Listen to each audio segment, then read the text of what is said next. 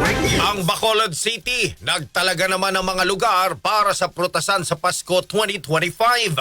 Firecrackers display area, opisyal na ring binuksan. Kasama mo mula sa RMN Bacolod, si Radyoman Albert Hiner.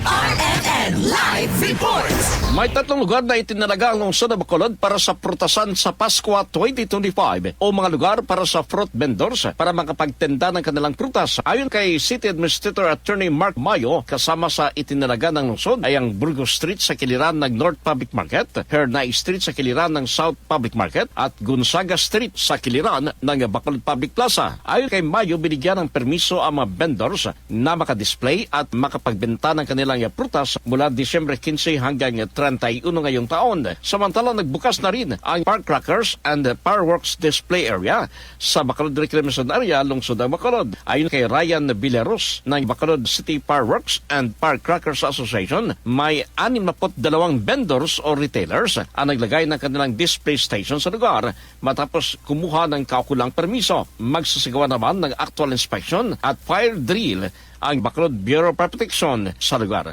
Kasama mo sa RMN DYHB Bacolod, Radyoman Albert Hiner. Tatak ka naman. RMN Network News.